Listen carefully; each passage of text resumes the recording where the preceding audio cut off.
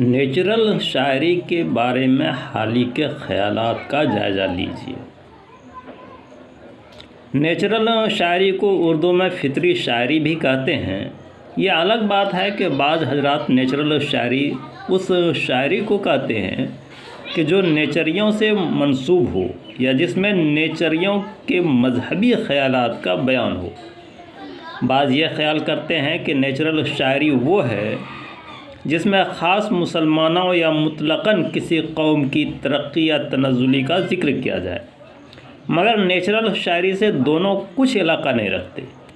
Natural شاعری سے وہ شاعری مراد ہے جو لفظی اور معنوی دونوں حیثیتوں سے نیچر یعنی فطرت یا عادت کے موافق ہو۔ لفظی اعتبار سے نیچر کے موافق ہونے کا مطلب یہ ہے کہ شعر کے الفاظ اور ان کی ترکیب و بندش تا بمقدور اس زبان کی معمولی بول چال اور روزمرہ اس ملک والوں کے حق میں جہاں وہ زبان بولی جاتی ہے سیکنڈ نیچر کا حکم رکھتے ہیں۔ بس شعر کا بیان جس قدر بے ضرورت معمولی بول چال اور روزمرہ سے بعید ہوگا اسی قدر ان نیچرل سمجھا جائے گا۔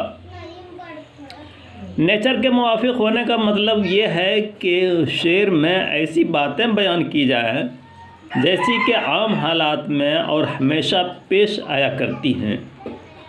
پس جس شعر کا مضمون اس کے خلاف ہوگا وہ نیچرل سمجھا جائے گا، جیسے کوئی رکھ کے زیرے زخاں چھڑی کوئی رکھ کے زیرے زخاں چھڑی رہی نرگس آسا کھڑی کی کھڑی رہی کوئی انگلی کو دانتوں سے داب کسی نے کیا گھر ہوا یہ خراب۔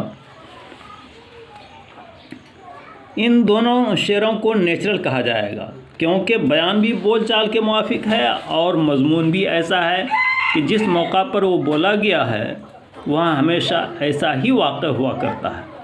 مثلاً ذوق کا یہ شعر رہتا ہے اپنا عشق میں یوں دل سے مشورہ جس طرح آشنا سے کرے آشنا صلاح۔ اس شعر کو بھی نیچرل کہا جائے گا کیونکہ عشق میں ہر ایک مشکل کے وقت انسان اپنے دل سے اسی طرح مشورہ کیا کرتا ہے جیسے مومن خان مومن کا ایک شعر ہے، تم میرے پاس ہوتے ہو گویا جب کوئی دوسرا نہیں ہوتا۔ مومن کا یہ شعر بھی نیچرل سمجھا جائے گا کیونکہ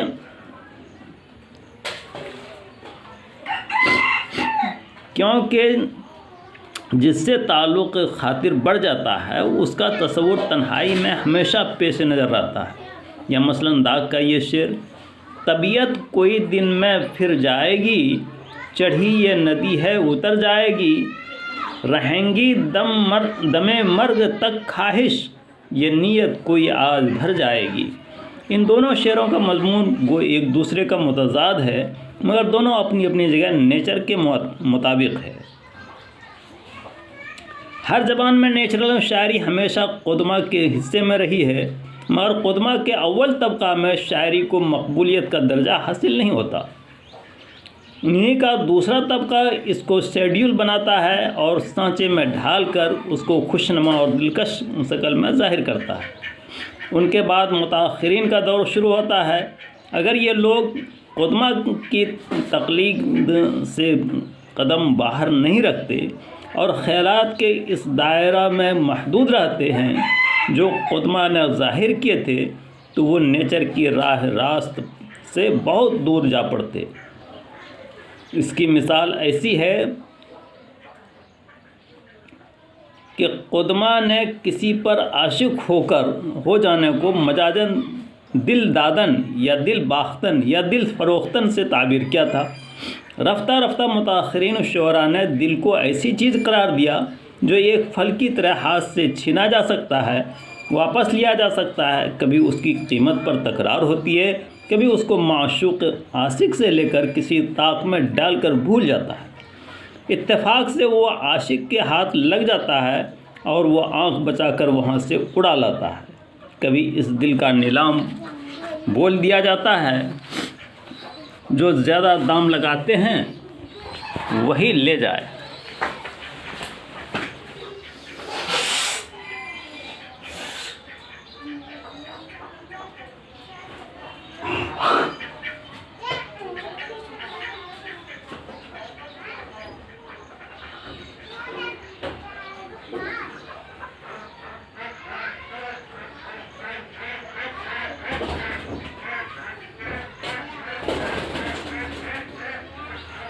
انہیں کوئی کھچل جائیں جو انہیں کی کریں جو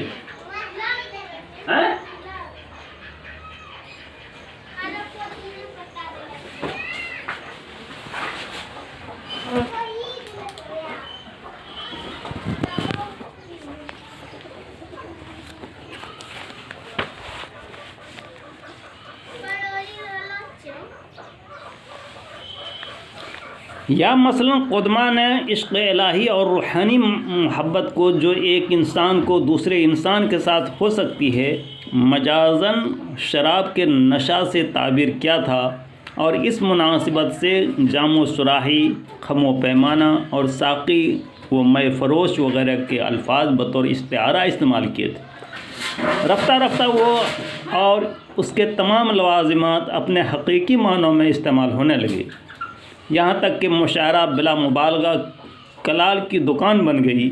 کوئی واعظ پر پھبتی کستا ہے، کوئی زاہد کی داڑھی پر ہاتھ لپکاتا تھا، کوئی شیخ کی پگڑی اچھالتا ہے۔ جوان اور بوڑھے، جاہل اور عالم، رند اور پارسا سب ایک ہی رنگ میں رنگے ہوتے ہیں۔ اسی طرح ہر مضمون کو جو قدمہ نیچرل طور پر باندھ گئے تھے، متاخرین نے اسے نیچر کی سرحد سے ایک دوسرے عالم میں پہنچا دیا۔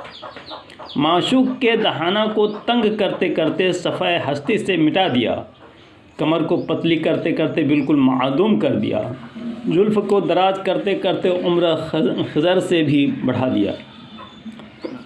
اس بات کو زیادہ ذہن نشین کرنے کے لیے کہ شاعری کا آغاز کس حال میں ہوتا ہے اور پھر قدمہ کا دوسرا طبقہ اس کو کس طرح اسی نیچرل حالت میں درست کرتا ہے، اور ان کے بعد متاخرین اس کو کیا چیز بنا دیتے ہیں، اردو شعراء کے ہر طبقہ کے کلام میں اس کی مثالیں موجود ہیں۔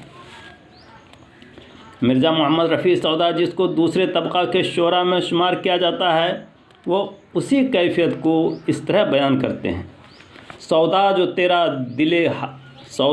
تیرا حال ہے اتنا تو وہ نہیں، کیا جانتے تو نے اسے کس آن میں دیکھا۔ میر تقی میر جو مرزا رفیع کے معاصر ہیں، وہ اسی کیفیت کو یوں ادا کرتے ہیں کہ ایک لمحہ سال کے برابر معلوم ہوا، اور ممکن ہے کہ عاشق شب فراق سے تنگ آ کر جینے سے مایوس ہو جائے۔ تیسری مثال شاہ حاتم، جو پہلے طبقہ میں شمار کیے جاتے ہیں، وہ دوست کے ملنے کی آواز اور اس کے دوست کے شوق کو اس طرح بیان کرتے ہیں: زندگی درد سر ہوئی حاتم، کب ملے گا مجھے پیا میرا۔ اسی مضمون کو میر نے یوں باندھا ہے: وصل اس کا خدا نصیب کرے، میر دل چاہتا ہے کیا کیا کچھ۔ سودا یوں کہتے ہیں: دل کو یہ آرزو ہے صبا کوئے یار میں، ہمراہ تیرے پہنچے مل کر غبار میں۔ ان مثالوں میں تینوں اشعار کو گرچہ خیال کے لحاظ سے نیچرل کہا جا سکتا ہے، مگر آخری شعر میں تصنع اور ساختگی پائی جاتی ہے، مگر بیان نیچرل نہیں ہے۔ مذکورہ والا بیان سے یہ قطعی نہیں سمجھنا چاہیے کہ متاخرین کی شاعری ہمیشہ ان نیچرل ہوتی ہے، بلکہ ایسا بھی ممکن ہے کہ متاخرین میں کچھ ایسے لوگ بھی ہوں جو قدمہ کی جولاں گاہ کے علاوہ ایک دوسرے میدان میں طبع آزمائی کریں اور اسی جولاں گاہ کو کسی قدر وسعت دیں، یا بنسبت متقدمین کی زبان میں زیادہ لوچ، وسعت اور صفائی پیدا کر سکیں۔ چنانچہ ہم دیکھتے ہیں کہ لکھنؤ میں میر انیس نے مرثیہ کو بے انتہا ترقی دی ہے۔ نواب مرزا شوق نے مثنوی کو زبان اور بیان کے لحاظ سے بہت صاف کیا ہے۔ اسی طرح دلی میں ذوق، ظفر اور خاص طور سے داغ دہلوی نے غزل کی زبان میں نہایت وسعت، صفائی اور بانکپن پیدا کر دیا ہے۔ ظاہر ہے کہ اس عہد کے شعراء کی یہ شاعری زبان کے لحاظ سے نیچرل شاعری کے زمرے میں آتی ہے۔